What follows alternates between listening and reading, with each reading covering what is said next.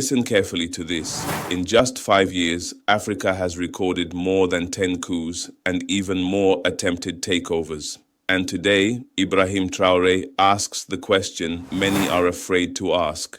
Why is this really happening? Before we jump to conclusions, listen closely to what he says next, because it challenges everything we've been told about democracy in Africa. For a moment and think about this number. 10 coups, not in 50 years, not in a generation.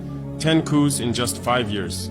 Mali, Burkina Faso, Guinea, Niger, Gabon, Sudan, Chad, and more attempts we are not even allowed to discuss openly. Every time it happens, the same voices rise. They say Africa is unstable. They say Africans do not understand democracy. They say we are allergic to civilian rule. But no one asks the real question. Was democracy ever real here in the first place? Because what we were given was not power in the hands of the people. It was elections without sovereignty, ballot boxes guarded by foreign interests, presidents who spoke the language of their people during campaigns, then answered to outsiders once elected.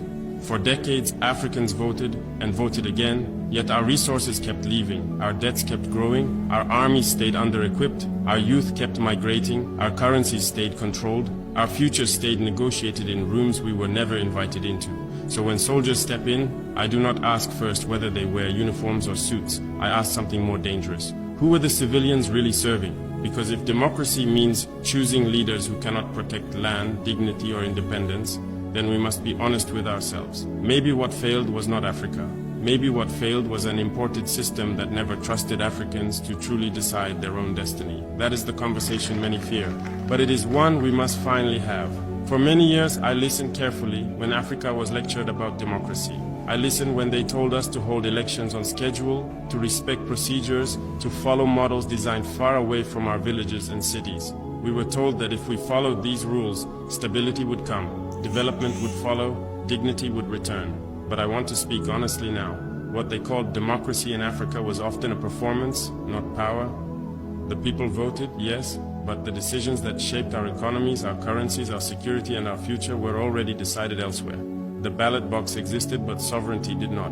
I ask you to remember what life looked like under so-called democratic governments. Gold was extracted, yet communities around the mines remained poor. Cotton was exported, yet farmers stayed trapped in debt. Soldiers wore uniforms, yet lacked basic... This speech is not just about coups. It is about something deeper. It is about sovereignty. It is about dignity. It is about who truly controls Africa's future. For decades, Africans were told that voting alone was enough, that as long as ballots were cast and presidents were sworn in, democracy was alive. But as you have just heard, many of our nations continued to lose control of their resources, their currencies, their security, and even their development direction. The people voted, but power often remained elsewhere. This is why this conversation is uncomfortable, because it forces us to ask whether the systems we inherited were designed to empower Africans or to manage them. Across the continent, a new generation is no longer satisfied with symbols of democracy. They are demanding real sovereignty, real economic control, real security, and real dignity. They are asking for systems that protect their land, their labor, their future, and their voice. And whether you agree with every word of this speech or not, one thing is clear. Africa is no longer whispering. Africa is questioning. Africa is reflecting. And Africa is redefining what leadership, independence, and democracy truly mean. If this message resonates with you, gently tap the like button so more people can hear this conversation. Share your thoughts in the comments. Do you believe Africa is entering a new chapter of self-definition? Until next time, stay informed, stay grounded,